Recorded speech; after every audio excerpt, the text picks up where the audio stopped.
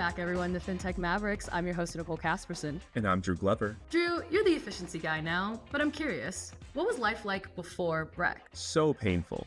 If I had told you how much money I left on the table just by not filing my expenses, you'd be shocked. So thousands of dollars in reimbursements just gone? Easily. And let's not forget, lost credit card points, duplicate charges. It's the silent tax on every trip. So what flipped the switch? Brex. Now every swipe syncs instantly and reimbursements hit my account before I unpack. Zero paperwork, zero money left behind. It's a no-brainer. That frees you up to focus on deals and not receipts. Exactly. And my founders get the same lift. No lost dollars, no lost time. So you spend smarter. Move faster. That's Brex. That's Brex. Welcome back, everyone, to Fintech Mavericks. I'm your host, Nicole Casperson. And I'm Drew Glover.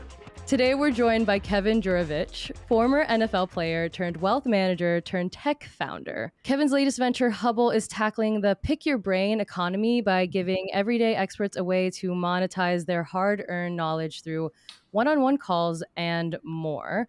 He's built a 125,000 strong founder community, raised a pre-seed round by leaning into content and community, and now he's helping others do the same at scale. So let's get into it. Kevin, welcome to Fintech Mavericks. That was an incredible introduction. I appreciate that. You're welcome. Kevin, I've had such a pleasure just researching your journey a bit on the internet.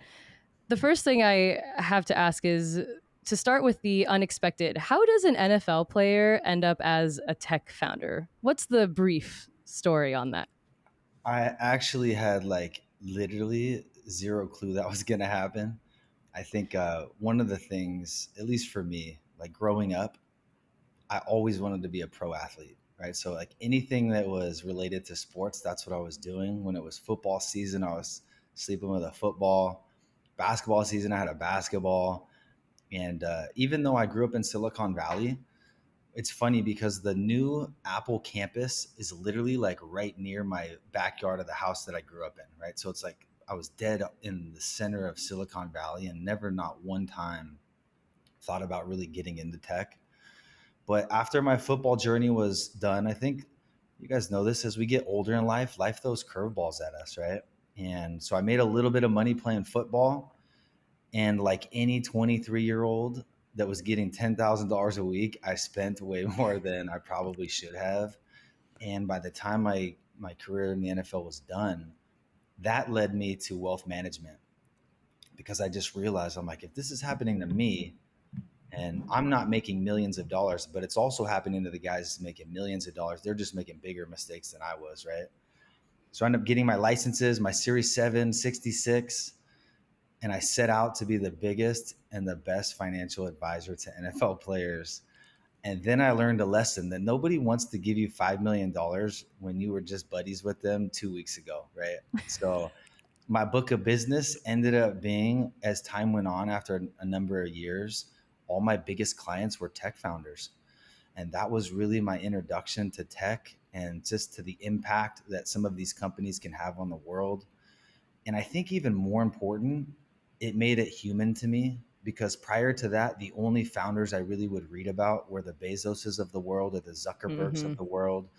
And those people to me were completely out of touch. And once it made it a little bit more human, that some of these individuals were creating massive impact, I stopped wanting to be on the sidelines wearing a suit and managing money. And I wanted to be the one creating it and playing the game. And that was 7 years ago. I moved to San Francisco and I started my first company. Yeah, I resonate with that a lot, actually, because I was never a wealth manager. But before I became an entrepreneur, I was covering, as a reporter, the wealth management space. And it was that kind of aha moment, even for me, that was exactly, I don't want to just write about the rich getting richer. I want to help people get there faster with better tech. I was covering fintech, and it just seemed like there's such a clear path. Why is no one taking it on, right? Or why are not enough of us taking it on? So that was how I got into entrepreneurship. Is that what happened to you, Drew? Honestly, I had no idea how I was going to get into entrepreneurship, but one thing I do know, and I want to go back to what you were talking about, Kevin, is just playing football. I played football in college at There UC you go. Berkeley, go Bears. But like the thing that I learned through the process of football was really this like idea of just code switching and being able to connect with generally anyone from any background, any type of personality, whatever it is. I'm so curious as you went through, and by the way, Kevin's being like, he's being very humble. He was one of the, I think actually is still one of the uh, most prolific receivers from Sac State of all time. But Kevin, I'm curious how your background in football propelled you into just like your general success in the world today. Yeah, that's a great question. I think like when you're going through it, you know this. Any collegiate athlete, and I mean even in high school, but really once you get to college, you know this, Drew, and anybody who's played any sport, doesn't need to be football. The amount of discipline and consistency that it takes just to make the team. I'm not even talking about having success. The consistency that it takes just to make the team. I think as Mm. you get older and you become a professional, that sort of consistency is next level. There's not a lot of people that can bring that consistent energy to the workplace and do it repeatedly, time after time. And I think the one key thing that I've taken from sports and from football is the ability to go all in something, the ability to really like put it on the line. I'm not talking about like, there's a little plan B. So maybe I'm just going to try this a little bit. I'm Mm. talking like you're putting in work for days and there's a chance that you may not start. There's a chance that you may lose. There's a chance that the person next to you or across from you may beat you that rep and you got to line up again, right? 6 seconds later or 10 seconds later. This sort of mindset of not being afraid to fail, not being afraid to like really put it on the line. I think there's a lot of people out there that it's hard to do that. It's safer to just kind of half step it. And if it doesn't work, you could just say, oh, I just half stepped it. It's much harder to like really go hard for something and be like, damn, everybody knew me as this thing and this founder, this company, and it didn't work. That's much harder. But I think in sports, I realized that's what you do. Right? That's what successful people do. Mm. 100%. And then from football to wealth management, and through that process, beyond wealth management, you've had to completely kind of reinvent yourself, right? And I'm curious, what was that journey like? I mean, I remember even leaving out of college playing football and always being seen as just a football player, and having to work really hard, both mentally and just through repetition to transition the energy and the dedication I had to a sport to a business, and also have to understand the foundational models of business. But what was that general transition like? Yeah, I think like in life, this is a common theme for me. And I always tell people never be afraid to reinvent yourself, right? Like Mm. things are going at such a fast pace. No one was even talking about AI 5 years ago, right? Now all of a sudden everyone's writing about it. You got to always be okay with reinventing yourself. And part of that is like being okay with being a beginner again. Nobody likes to suck at stuff. It's much more fun to be good at it, right? And to be like, look how good I am. Look how easy this is. Like, you don't want to continue to do that forever. Hopefully, at some point, as you reinvent yourself, you find something that is kind of at that intersection of your passion and something that you can make a career out of. But yeah, I always say, like, it's okay to be a beginner again. It's okay to try something new. You want to learn how to play chess. I started playing chess 2 years ago and it wasn't very fun for a while, but now it's fun, right? Tech founder. When I moved to San Francisco, I didn't know anything about tech. I didn't have any VC connections. I knew nobody, right? And 2 years later, after writing, and we can get into that, but like it's a completely different ballgame. I used to sit. This is how I got my first VC meetings. I used to sit in this cafe in South Park. You guys know South Park? I know it well. Back in the day, it's closed. RIP. Cafe Centro. Oh, I know it. So I used to go there because I stumbled upon South Park because I was living on Third and Townsend, and I was just going for a walk. I stumbled on. I'm like, oh, this place is great. It's magical. And then I saw these VC firms in South Park, right? There's like 10 of them, all right there. I realized when I would get my morning lattes, the people that were at the cafe were all founders and VCs doing pitches. Mm. And so what I started doing is I started getting lattes and I would sit in that park because I knew nobody, right? And I would overhear conversations. And sometimes a VC would literally leave their email. I will write it down. And then like 20 minutes later, I send an email and be like, hey, I was at Cafe Central. I'm a founder.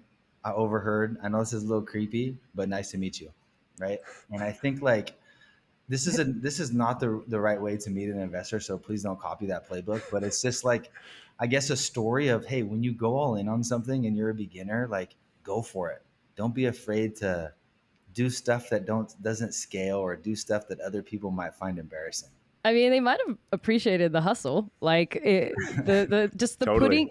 Well, because the putting yourself out there alone is one of the, I think, the hardest parts, right? Like you can be so talented, you can have all the skills, you can do everything, but if you're not willing to take that step, if you're not willing to, almost like be down and make a fool of yourself. Hey, I'm going to reach out. This person did not give me their email. I just overheard it, or I saw it, or they left it, and I'm going to reach out.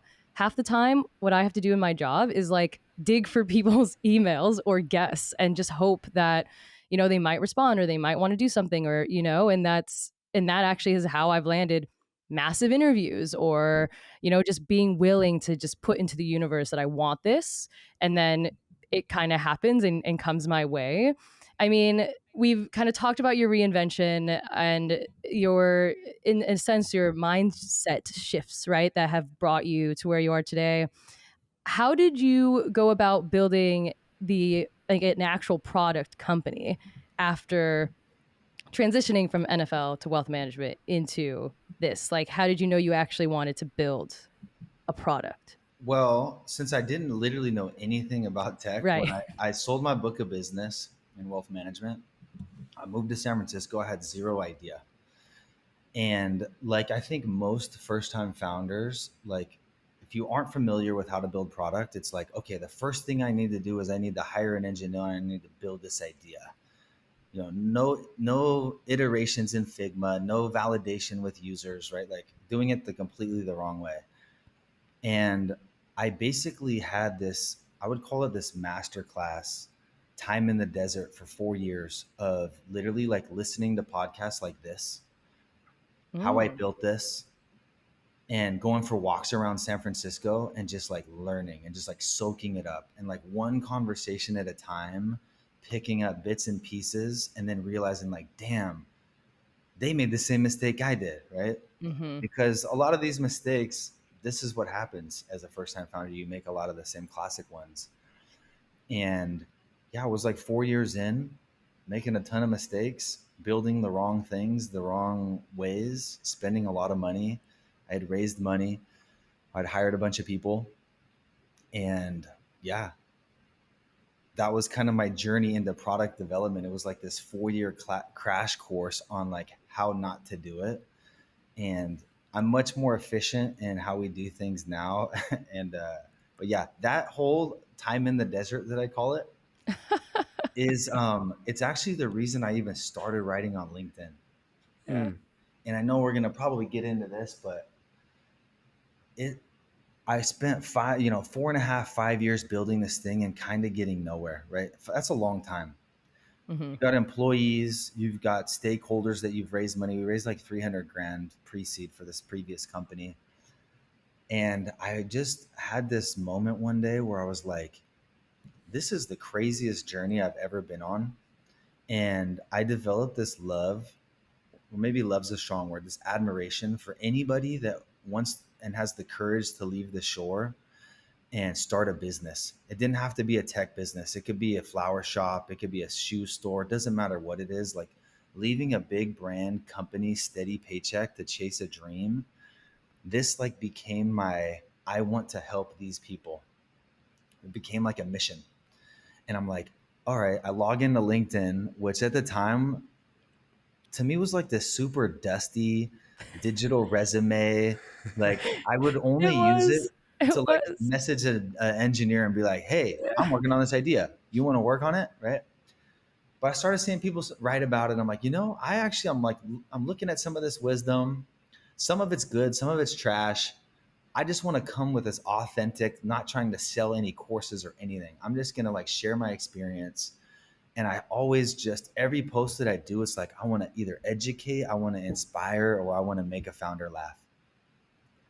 And yeah, I made that decision 2 years ago with about like 750 followers and not that many connections in tech at all. And we can get into some of the details and kind of the results of that, but it was one of the best decisions I ever made. Just 2 years ago? Yeah. Oh my goodness. Okay. Well, okay. I guess we should talk about LinkedIn. Huh? The We got to that's dig in.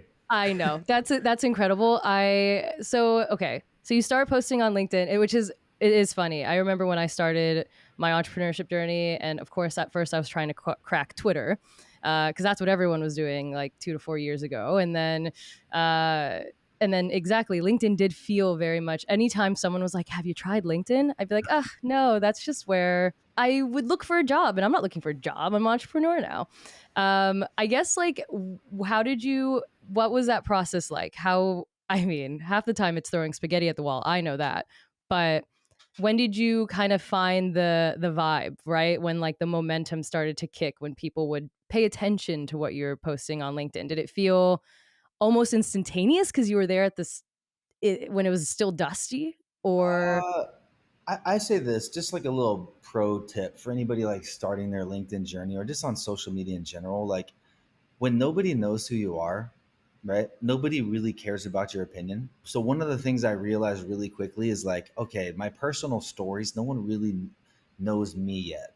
mm, So just a word of the wise for anyone that's starting like growing a platform or an audience, like lead with facts, lead with data, lead with some of these more things that are objective. And once you start to develop some trust that you're a source of truth, then you can kind of spin off into this more opinion, more maybe passionate type of post. And that's something that I learned, but I think like relatively quickly it started taking off. Like within the first month or two, maybe 3 months, I got 10,000 followers, and then it would just double like every 3 months. And yeah, there's been so many incredible stories. I don't even know where to start. I'll tell you guys one story. yes. Please.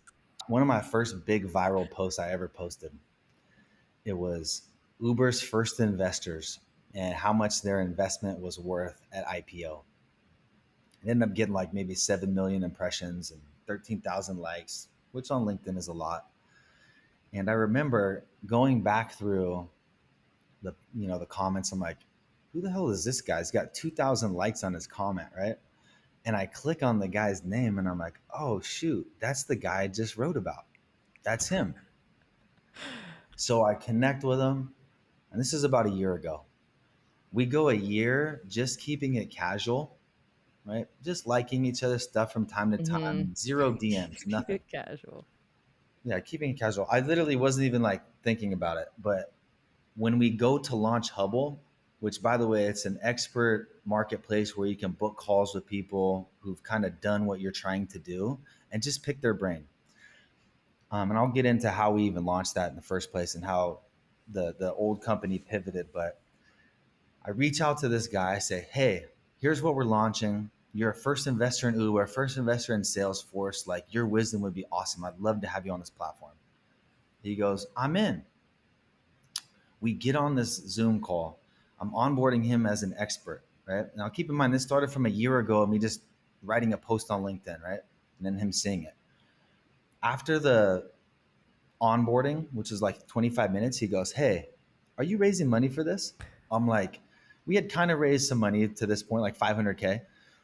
And there was still like a little bit left, but I really wasn't even sure how much we were going to raise at this point. And so I kind of tell him, I'm like, yeah, we may be open to like adding one or two more angels. I'll let you know in a couple days type of thing. Right. Then I go to sleep that night and I'm like, Kevin, you're an idiot. The first investor in Uber literally wants to invest in your company. It was very clear. Just on like the story alone that you should allow him in, even if you already had raised what you wanted. So I go to sleep that night and I'm like, all right, I'm going to tell him, hey, I went to sleep and I was thinking I screwed up. I would love to have you in, right? I wake up the next morning to a DM and it's like straight out of Wall Street. He calls me pal. He's like, hey, pal, I went in. And 15 minutes later, he signed the safe agreement and he wired a substantial amount of money. And that story, then I told him, because it was a pretty epic story how it all went down. I said, I think other founders are going to love this. You mind if I Hmm. share it? So I screenshot our DM. I posted it. You can look on my page. And once I posted that, everybody who had kind of been following me, which were a lot of tier one VCs and stuff, because I write a lot of content on VC list and seed investors, all started DMing me. I went in for 100K. I went in for 250K. It was kind of like the tipping point, right? Or the feather that broke the camel's back. Yeah. But it's just, it underscores the power of LinkedIn and the power of connection and the power of doing it the right way and just putting good stuff out there. You know, I think with Mm. that mindset of it's not about me, all the stuff I post is not about me. It's about everybody else and it's about the people that read it and it's about the value that they can get out of that post. And that's how I always keep it. That is such an incredible story, and there were just so many things to unpack in that. There was like 10. I was like, "That's a good follow up question. That's a good follow up question." But I'm going to start being really selfish here because I'm just so curious. As someone that is always posting on LinkedIn myself, Nicole as well. I feel like the biggest competition I have is with myself, just trying to basically just get my thoughts on a page on LinkedIn. But it sounds like you followed a pretty clear recipe, right? I think you said inspire, teach, and be funny. Yeah, make them laugh. Yeah, make them laugh. And so I'm curious, like, are those like, is that the playbook that you run? And how do you not get off track there? Because there's so many things that you can share, I'm sure. I think as you write more and as you, just like anything in life, as you get more success, like as this podcast gets even bigger and bigger and bigger, it's like more fun to do it, right? So Hmm. this is the same thing in writing content. And so what ends up happening is you start just kind of like, if you buy a yellow Mustang, all of a sudden when you're driving around, like there's a yellow Mustang, there's another Mustang, right? It's like So true. this is what happens with content or good stories or good ideas or things that you can share. And so you eventually, after a couple of months, you have your own kind of database or Rolodex of cool stories or lessons you've learned or what a safe note is or some of these basics, right, that people know that they care about. You can always draw back on those. Like once a quarter, I literally post exactly what our investor update looks like. It's a PDF, shows exactly what the investor update does. It says why I do it. I post it once a quarter because it's important, right? But you have this Rolodex of things that you can always tap into and go back to. Plus, your eyes are open and you're always looking for like, what would founders love to read about? And you know it when you see it. You know when you're scrolling on Instagram and you see something, or you're reading an article and you see like, oh, that's super interesting, right? That's a signal that if you think it's that interesting, other Hmm. people will also think that it's interesting. Yep. So don't delay. Like right there in that moment, save that article and just start writing, right? Just brief, high overview, right? Because you're kind of inspired in that moment. And I think if you do that and you kind of start doing that consistently after like a year, you're literally going to have 100 pieces of content that are fire and you can Yeah. go back and repurpose some of them while you're still finding a few things, you know, per week that are new. I love that. And so you have literally with Hubble utilized your likeness as a go-to-market strategy. And obviously that's been in the making for much longer than 2 years, but in terms of your following growing, like that was a solid like 2 year journey. When you started Hubble, and by the way, I'm an expert on Hubble. Nicole will be too after this, I'm sure. I want to be an expert on Hubble. That's how Kevin and I know each other. Request made. Hey, join the wait list. Not just I know. I saw those LinkedIn posts, Kevin. There's like 1,800 people on the wait list. I'm like, how do I? Okay. Anyway, I'll figure out how to get a cut in the line. Yeah, we'll figure it out. I know a guy. I know. Yeah. I am curious though, like, you have well over 100,000 followers on LinkedIn. When you started Hubble, were you like, this is the perfect time for me to be able to utilize this community as a go-to-market strategy?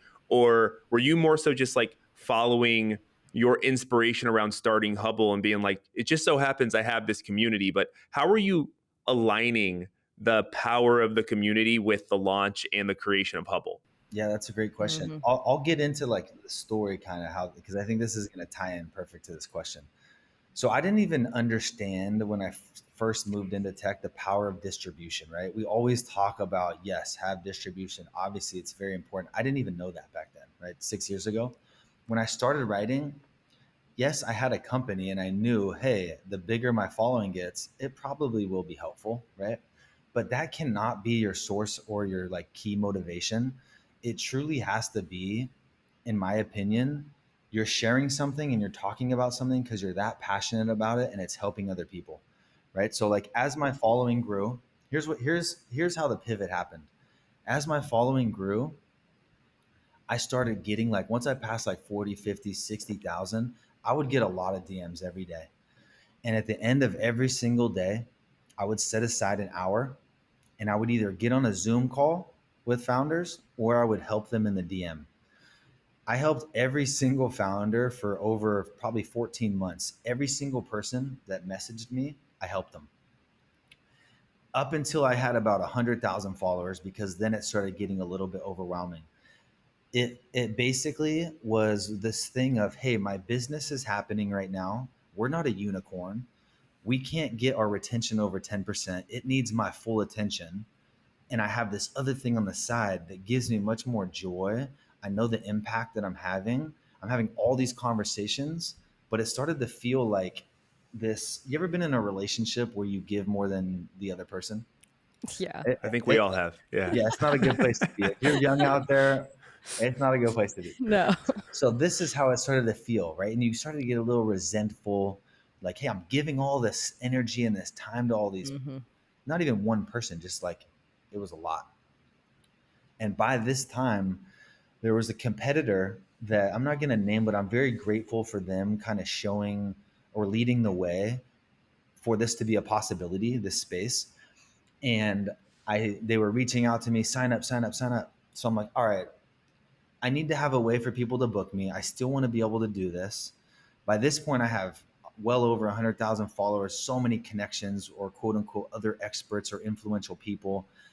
I didn't know how I felt about wanting to do a paid call. I still felt like that was a little awkward and it was kind of off my brand, because my whole brand was like, I'm just here to help and inspire and I'm not making a dime off of this, right?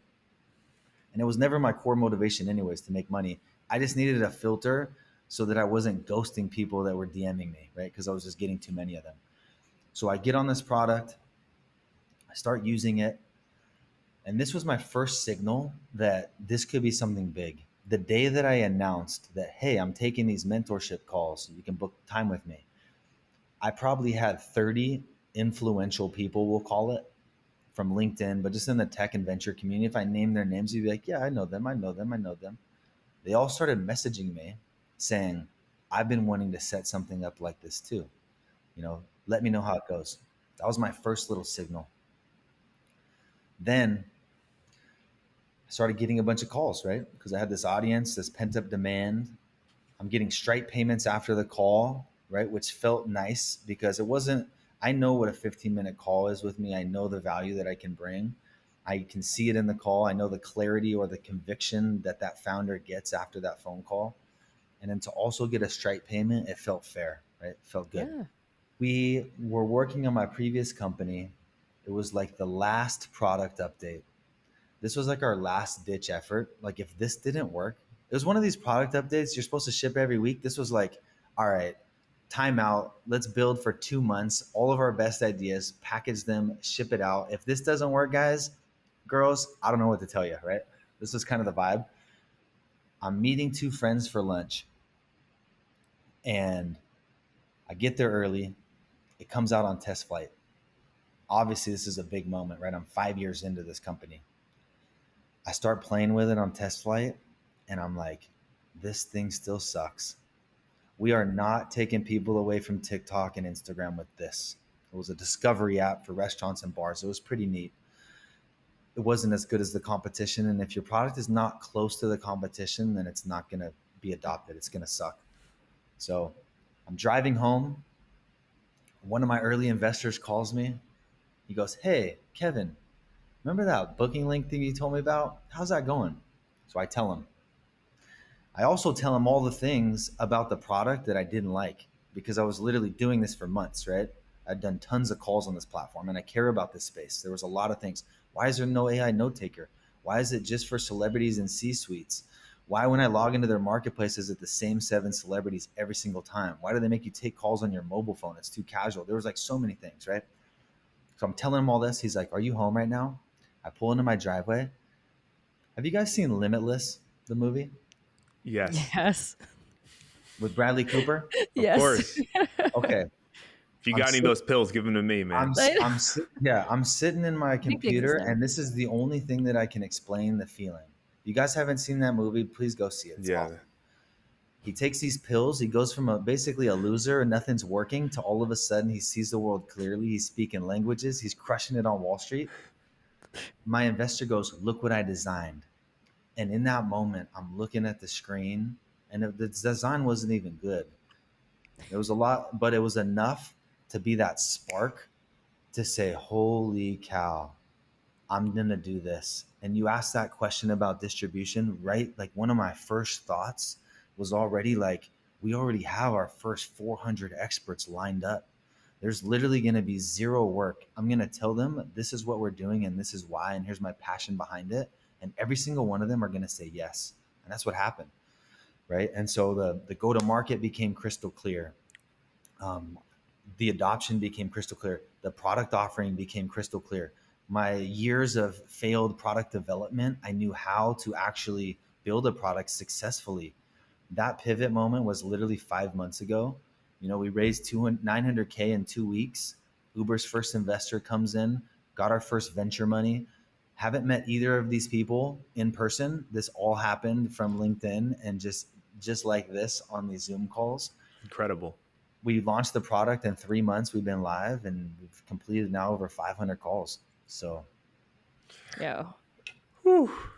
Yeah. No, I mean, there's a lot in there. I mean, I think one, the fact of how transparent you are in the journey is huge. I for one have appreciated just how many times even on this show you've said, I had no idea what I was doing, so I decided to do this, right? And even that, right? I think we're at a point where even on LinkedIn, you're almost getting overwhelmed with people trying to be too much of an expert in X, right? Or trying to be overly polished or right in their expertise, but there's this relatability and transparency with, hey, I didn't know what I was doing, so I just started doing this, and then I got a DM and I took the time to respond, and all of that, right? All of that real work that happens, that grittiness that people don't always see. I'm sure Kevin now it's at a point where people are like, "Oh, that's so nice. Like you're all successful now. Like you have your big following, you know, you got your stuff." But that was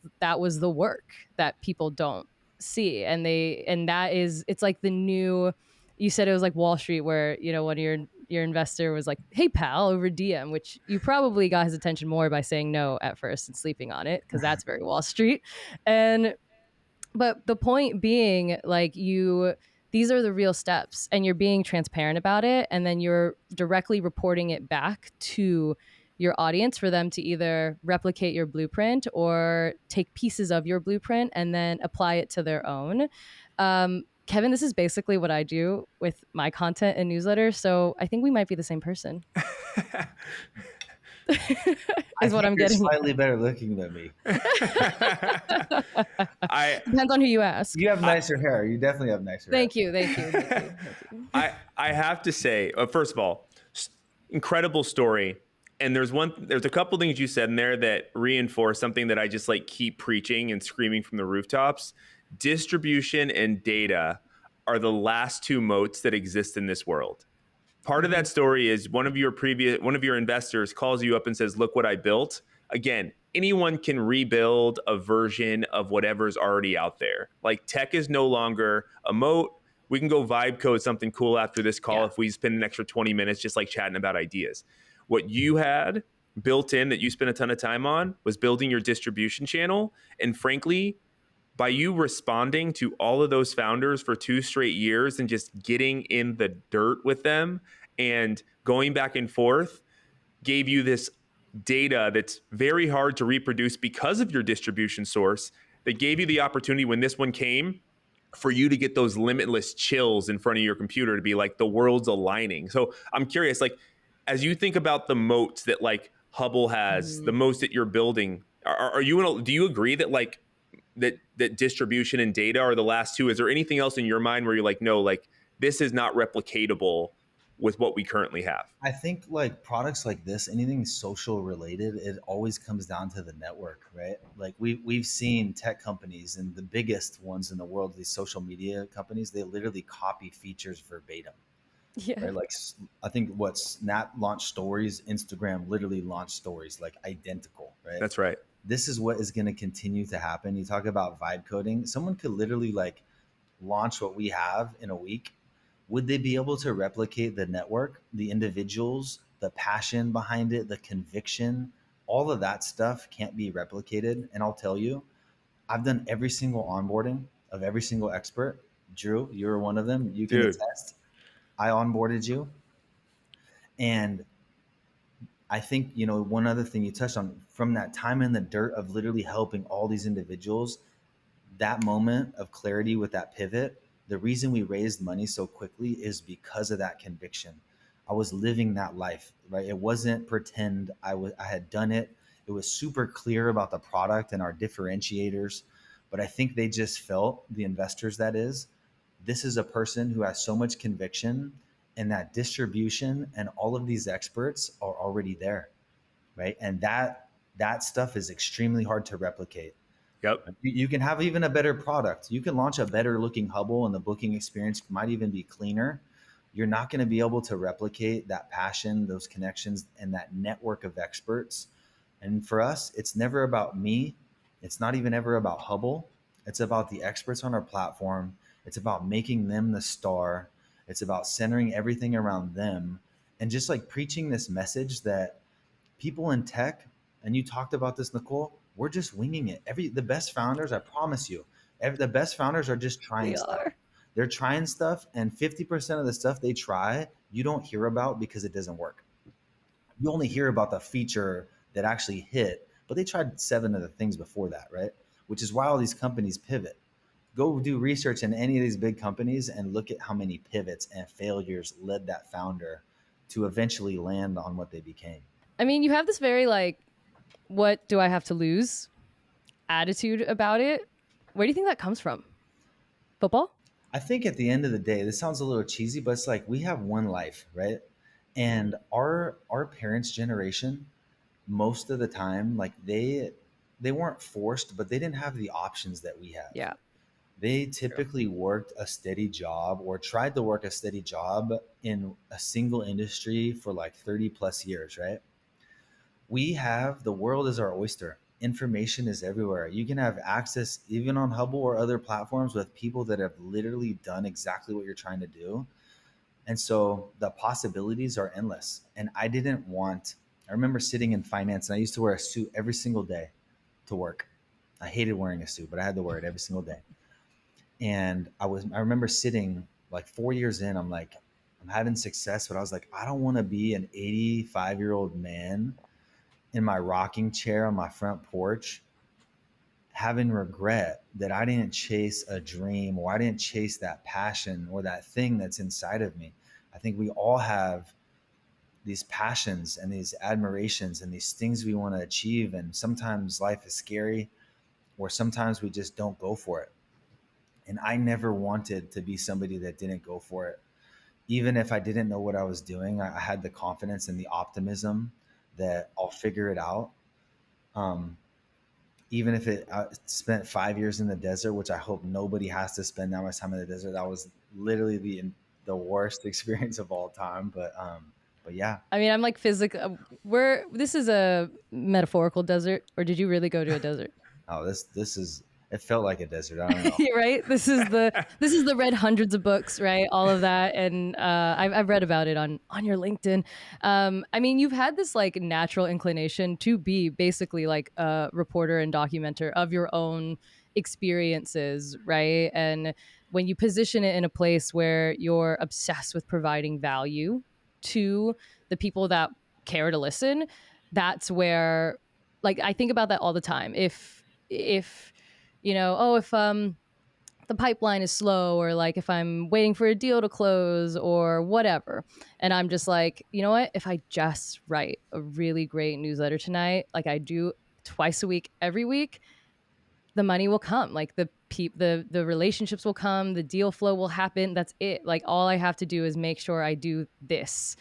And the rest, right? And then all of a sudden I'm seeing the yellow Ferraris all around, or whichever. I think that might have been. Can I tell you a crazy story as it relates to that before I forget? Yeah. So Drew knows this. I've been in Mexico for the last 2 months. I booked a Nice. one-way ticket after we launched Hubble because I'm doing all of these onboarding calls, right? And I wanted to be somewhere inspiring. It felt like this was a super pivotal time in my life. But you want to talk about writing? I go to this gym. So I go for a walk one day. This happened like 2 weeks ago. And I find this kind of like gym in the barrio, right? Kind of the hood a little bit. And it's like there's rocks as dumbbells, like there's duct tape over these bars, like there's a bunch of like just dudes in there with no shirts on, just getting after it, right? Hmm. And I'm like, wow, I'm gonna work out there. I'm the only white guy and I'm loving it though. It's like there's something about a blue collar space when everyone's just getting after it that feels cool, right? So to your point, I had this like random inspiration where I'm like, this is incredible. Like I'm here in this amazing place. I'm onboarding people. Things in my company are thriving. And my favorite part of the day, I found this little workout place in the barrio where people just get after it, and it's one of my Hmm. favorite hours of the day. And I posted this on LinkedIn. Okay, now wait for this. I get a DM 2 days later, one day later, from this founder. He's from the States. He's like, hey, he wasn't even following me. He's like, hey, I randomly saw your photo. He's like, I live across the street. He's like, you want to get together for a beer? So I'm like, sure. So that was on Monday. Thursday rolls around. It's real easy to cancel plans.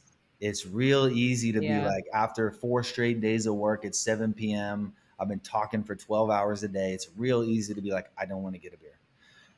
But you got to follow through. You got to do it, right? So I meet him for Hmm. beer. Here's where the story gets cool. We sit down. He starts talking about Hubble, like asking a lot of questions, more than the typical just interested individual. And we're about 3 hours in now at this point. And so we had a couple beers. We're buddies. And he's like, hey, Kevin, I got to tell you something. I'm like, what's up? His name's John. I'm like, what's up, John? He's like, I got to tell you why I wanted to get together today. I'm like, why'd you want to get together? I thought you were just like a founder living across the street. He's like, well, yeah, but my grandpa passed away and I actually manage my family's foundation now. And I'm Oh. like, oh, that's great. Talk about wealth management. What do you think I used to do? Right. So I'm like, oh, what do you like to invest in? He goes, look, he hands me his phone. I could talk on and on about asset allocation. That's what I used to do. Right. So I'm looking at his portfolio. I'm like, John, you've crushed it, but this portfolio is terrible. He literally was invested in 6 stocks. That's it, right? For this family foundation with like multiple millions of dollars, right? Super volatile. I'm like, yeah, you've made a ton of money, but just wait until the market turns. Like your risk exposure for what you're getting is not worth it. He's like, yeah, Kevin. So I go on and on for 30 minutes about asset allocation. He goes, that's exactly why I wanted to meet. I want to get into private deals. I want to invest in Hubble. So he wants to write a 250K check in our next round when we announce our seed. And that's this goes to your point, Nicole, about it would have been real easy not to write that story about the coming home, going to that gym, but I did Hmm. it. And look what happened. Right. Yeah. And I think that's really because you told two different stories. You told a story about the first investor in Uber that frankly you guys, there was a like, there was a comment, but that was like a year and a half long tail. And then you're talking about another one where it was like a moment in time. And so you talk about LinkedIn as a distribution strategy, but you also talk about it as this like relationship nurturing platform as well. And I think it's really interesting just to hear of and we talk about this for an enterprise deal, maybe it takes 14, 15, 20 different touches. That could be a couple of events, Mm-hmm. maybe some LinkedIn posts, maybe some white papers, whatever. For some more like direct to consumer deals, that could be like the website's sick, I'm signing up. But I think it's really interesting that in your community, you've had these relationships that have started a year ago, that started last week, that are turning into opportunities for you. And that's simply by you having that community and you continually putting yourself out Mm-hmm. there and giving yourself as many opportunities as possible to strike gold. Yeah. And it sounds like that's something that, do you think that you're taking the most, like you're able to get the most out of that? Or right now, is it still kind of like luck and happenstance when people arrive in your DMs? Do you think you're leaving on the table? It's not luck at all at this point, but here's the catch. Here's the catch 22. Here's why it doesn't happen for more people. Yeah. Talk about giving and receiving, right? I gave to individuals on LinkedIn without asking for anything for like 16 months. I'm Mm-hmm. talking 5 days a week. Just give, give, Yeah. give. Most people, when you write a piece of content, you're already selfishly thinking about what can I get out of this, or I hope I can get this out of it. And that leads to a lot of disappointment. But I think if you just take this approach of literally for the next 6 months, you don't have to do it for as long as I did. For the next 6 months, I'm going to show up and I'm going to be all about service. I'm going to be all about helping. I'm going to be all about inspiring. I'm going to be all about making laugh. I'm not going to ask for a single thing. Watch what happens, watch how people respond, and then watch what ends up happening a year later. There's been, Drew, I told like 2 or 3 stories off of this. There's like, I mean, I could tell 20 stories. The first time I went to Dubai, I got a flight paid for, first class to Dubai, to go to a VC conference where I literally spoke for 5 minutes or 10 minutes. And I stayed there for 11 days. And that came from a cold DM on LinkedIn also. And then the guy Angel invested. But there's a lot of these stories. I Love mean, it. that's how I went to Istanbul this year for the first time. Was just someone saw my work on LinkedIn and they worked at the biggest bank in Turkey and they brought me out to sign books and talk for 10 minutes. It was great, right? And I got to stay for the week and enjoy it. These are the things that happen. All right, so with just a few minutes left, I do kind of want to ask a bit about where maybe you see some of the biggest white space in the tech or creator led tools today. Or maybe Hubble is just. Yeah, that's a good question. I think like, and we kind of touched on this. I think sometimes with creator led tools, like you know this, there's a lot of work that goes into putting together a podcast, right? Mm-hmm, People, everyone thinks, oh, I'll get a Substack or a Beehive and I'll be like the next Lenny.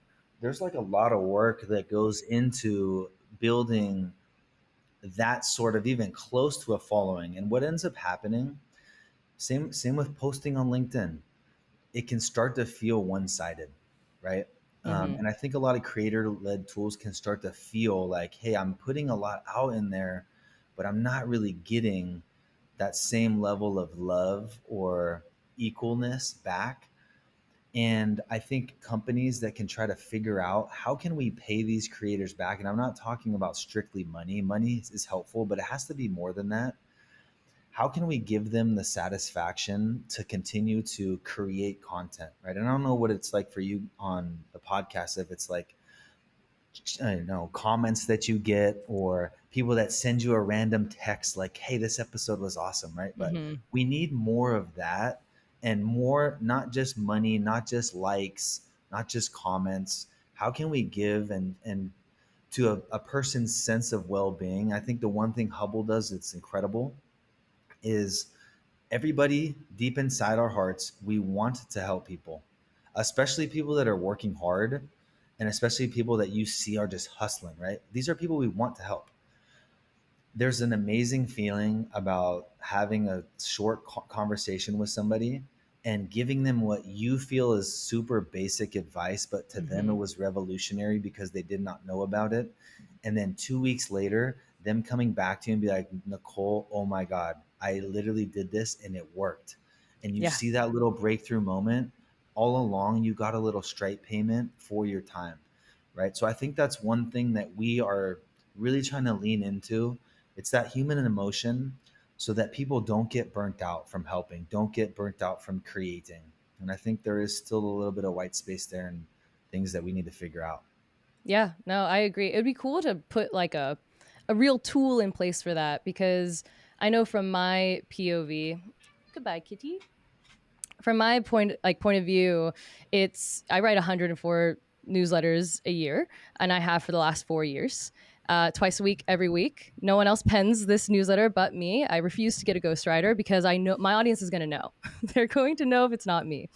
And but what has helped is because the community is so, over the years they've gotten so um, they're like so respectful of the work, right? They know how much effort I put into every send, that they will, like, I've created uh, this community that will send me deal flow, right? That will be like, hey, I need to connect you to this CMO or like this thing, or you need to speak at this event and cover this and have this brand partnership, right? And if I just create great content and put it out there for my audience, then the ROI is there tenfold if they're going to introduce me to people, like Salesforce or FIS or all of these great brands I work with. And, but I think to your point, right? I think people want something more concrete to that than what I've done, or what all of us, right, Drew and Kevin, what we've all done, which is, hey, I'm willing to just try and see where the ROI comes in. And then another side of it is, it isn't just money, it's the relationship. I teach anyone that wants to get into the content game to just start with interviewing people. The velocity of knowledge that comes from just interviewing people, that's like the key to these podcasts, is the relationship that we all get to build just being on this, right? Getting to know each other, getting to hear each other's stories, an audience hearing that, exactly to your point, DMing me later and being like, hey, I heard Kevin sat at a coffee shop and got like a VC's email and then emailed them and it led to something. I mean, maybe not that, maybe one of the many stories, but that's, so how do you put a tool to that? Quite interesting. That is an interesting take.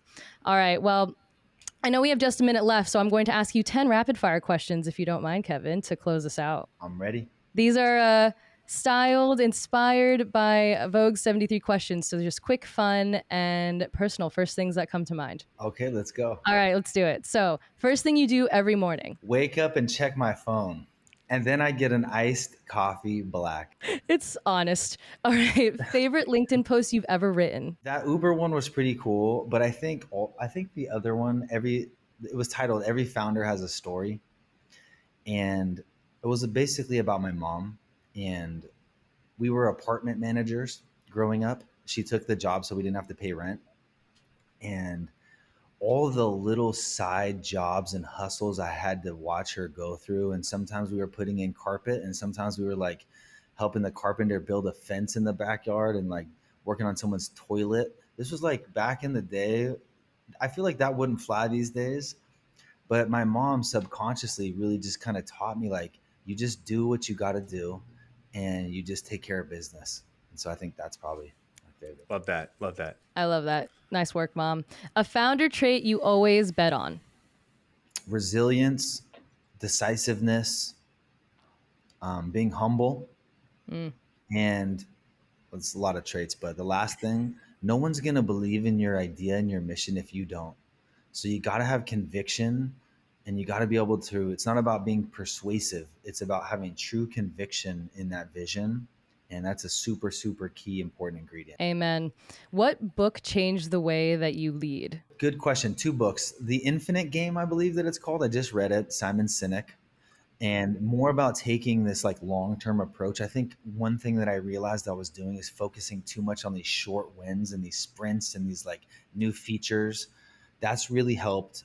The other book was one of the first books that I read becoming a founder, Shoe Dog, the memoir about Nike. It's classic. So good.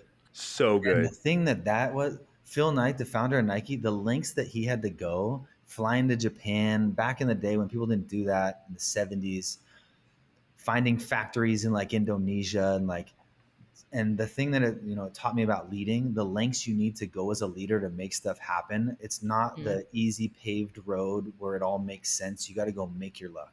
Yes. All right. Biggest lesson from the NFL that applies to startups? Even if you fail, there's another play. Oh, okay. I like that one. Nice. Who's an expert you'd book a Hubble call with tomorrow? This is a tough one. There's so many incredible people. There's a guy. There's a guy I know. If it wasn't Drew Glover, which would be the obvious choice, I think Mike Walsh. I talked about him a little earlier. The thing that's most impressive about Mike is how humble he is. And no matter all the successes that he's had as an investor, you talk to him, it's like literally talking to your buddy. And he's like living in Southern California. So he's got like that. He's a total California. He used to live in San Francisco. That's somebody I would talk to. Cool. I love that. I love when I meet my heroes and they're still humble, and they're still very grounded and down to earth. That does not happen all the time. So that's very cool. I love that. What's on your playlist when you need to get in the zone? So I've been living in Mexico. It's been like 95 degrees every day. I go for a run and I run these stadium stairs. And I did it right before this podcast. So you can imagine the humidity. It's Rocky 4 soundtrack. That's what I listen to. I've been listening to Rocky Let's 4 go. soundtrack. Yeah. And Oh my gosh. it gets me in the zone. I spent some time in Mexico, particularly Mexico City, and they love like old school rock out there. I've noticed that about them. Anyways, most underrated skill for early stage founders. You need to have optimism. There's going to be so many times you try something and it doesn't work. And if you let that get to you and you have a team, they're going to see, like he's doubting it, she's doubting it. Having this like elite level of like optimism that like, hey, stuff is going to go wrong. And when it does go wrong, we're not going to panic. We're going to say, oh, welcome to the club. We were waiting for you. It has been a long time since something was going to happen. We knew you were right around the corner. Let's figure this out. Right. It's like embracing that inevitably stuff happens instead of just like waiting for the shoe to drop vibes. I love that. Favorite moment so far building Hubble. For the first time, one of our experts recorded a call. Now we had like 500 of these happen, right? So I have never listened to any of these. She recorded a call with the person's permission. I got to listen to the entire call. At the very end of the call, she goes, "This has been so incredible for me." She kind of is getting a little emotional. She's like, "I live in Southern West Virginia and I do not have access to these sort of people's minds." She's like, "Right before this, I booked a call." She mentions this person's name and he was incredible. And now I booked a call with you and you've been incredible. Thank you so, so much. And like that happened a week ago and it just hit me. I'm like, there's a lot of these moments that we're so unaware of that are happening. But that was like a reinforcement of this is why we're doing what we're doing. Yeah, no, that's incredible. And if Hubble had a theme song, what would it be? Oh, this is an easy one. Learning to Fly by Tom Petty. Because I'm gonna have to turn that on after this. The first line is, it started out down a dirty road. And I think like it started out all alone, right? And that's how a lot of these journeys start. Yep. So true. Kevin, your journey is so incredible. Thank you for sharing so many stories with us and just proof that reinvention, grit, and community really, really do pay off, and especially consistency. I love that you started with that because it's so huge. Thanks so much for sharing everything with us on Fintech Mavericks. I had a blast. Thank you. You killed it, man. We'll be watching closely. So excited to see what Hubble unlocks, and appreciate you joining Fintech Mavericks, dude. This was an awesome conversation. Thanks so much for having me. I know. Can't wait to jump that wait list. Woo! All right. Amazing, guys.